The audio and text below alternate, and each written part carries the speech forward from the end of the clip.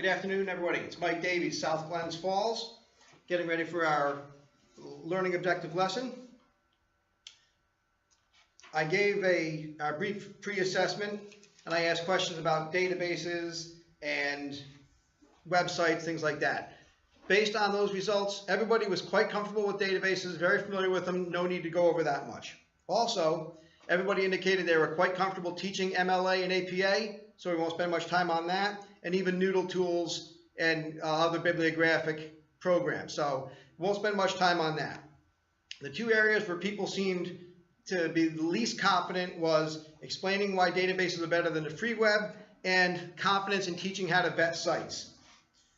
The part about the databases I think is pretty clear, so I'm not going to spend as much time on that. I'm going to look more at the side of vetting websites.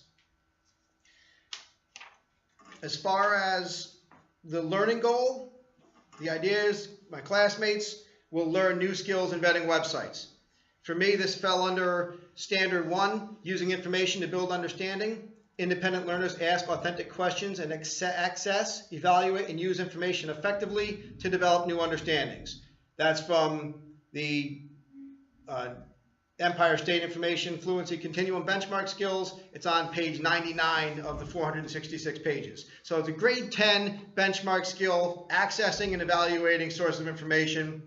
And part of why I want to concentrate on the vetting websites is, as much as we can use databases, there's always going to be a need for kids to be on finding extra information on the free web, and kids are drawn to it anyway, so we might as well get good at teaching the students how to get the best information possible. My basic learning objectives today: my classmates will be more comfortable with vetting websites with students. My classmates will be able to articulate differences in sites from the free web, and classmates will be able to apply this skill in the classroom. And then I've got the references and so forth in my Word or my Google Docs document. You may notice I'm standing in front of a whiteboard, a smartboard, and I was planning on using that a little bit more. Unfortunately, watch what happens when I turn it on. It gets completely washed out, so we're going to have to work on that.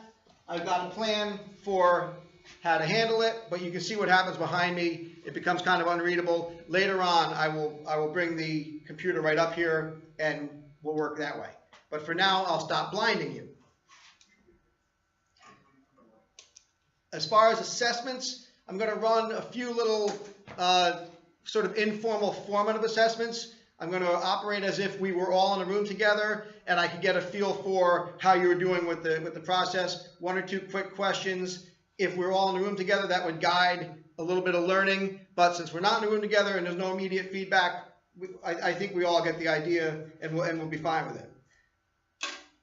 So databases versus free web is fairly straightforward. We all know, we're comfortable with it. The big difference for the kids is they have to know that in the databases, somebody is sort of on the hook for it. That's how I've explained it to my students for years, that if it's published, somebody is on the line as far as legal ramifications. So if it's published in a magazine, they're held to a different legal standard than if it's printed on the free web. That usually does get through to the kids pretty well. They understand that side of it, and that's one of the ways that I've looked at it over the years.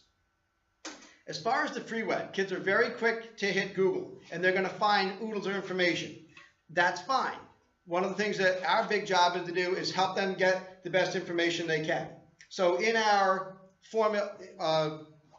evaluating websites, the one site that I've gone to for years with my students, and I've had very good luck with, is from Cornell University Library, and it is a website evaluation tool. It's pretty straightforward, and I'm going to kind of use that as a basis, and we'll use that to walk through. I've got the link to this in the Word section. The writing document section with it, so you'll be able to find it. Like I said, it's Cornell. It's very well put together. Even though it's designed for an undergraduate level, I've had very good luck with it with high school students over the years. And it's just about vetting websites. And the kids respond well to it, and I think you'll be able to use it with them without too much of a problem. So they're looking for, it's simple questions broken down. Who wrote the page and how can you contact him or her? What is the purpose of the document and why it was produced? You'll see kids often miss that part of it. They don't understand why something's being produced. And once they get good at it, they quickly realize, oh, that person's selling me something. And kids are pretty savvy with that. Authority of web pages. You know, they want kids asking who published the document. Are the author's credentials verifiable? And then a big one that kids often overlook is check the document URL. We've all been typing URLs our whole lives.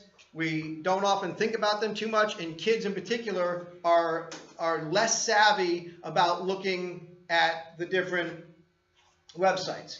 So what I try and tell them is there's sort of a hierarchy. You want .gov, .edu, then .org, and finally .com.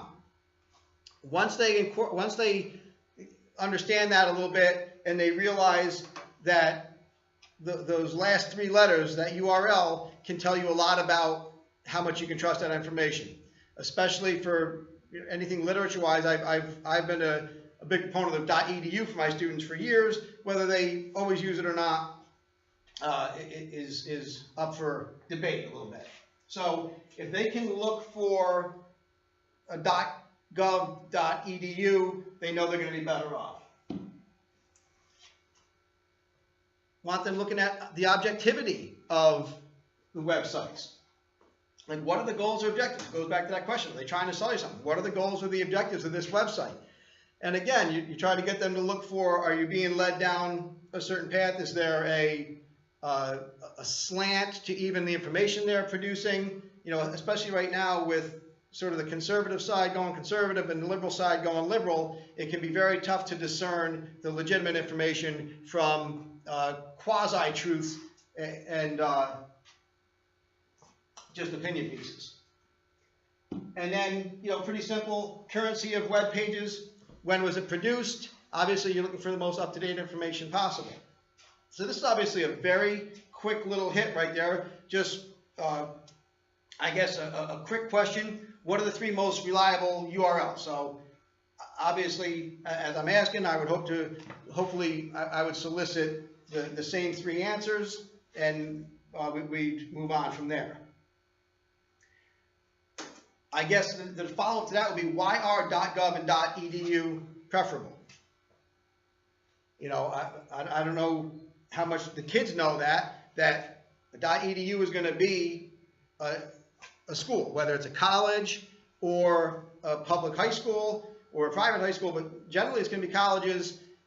They need to know that. .gov, it's some level of government. So obviously the information is going to be a little bit more, well, hopefully a little bit more trustworthy. Where would you, if you were sitting in your classroom getting ready to put this together, where would you go for a good website for vetting? You know, hopefully just in what we've talked about so far would put you there without too much of a problem. So for me, like I said, I've had very good luck with Cornell. I find it works very well at the high school level from 9th through 12th grade. And again, you can sort of get a feel for their headings through here. It's a very manageable site. The kids respond well to it. And the big thing we're trying to get them to realize is they're going to be finding information all over the place. And the idea that whoever's writing it and why they're writing it has a huge impact on how much you can trust that information. So even if you're doing a biography, if they're always finding stuff from that person's website, you know, LadyGaga.com or Lady Gaga Fan Club, it's going to be a little bit different than if it were from a news organization or something of that nature. So the big idea is just getting kids more comfortable vetting information. That website, Cornell, has worked well for me.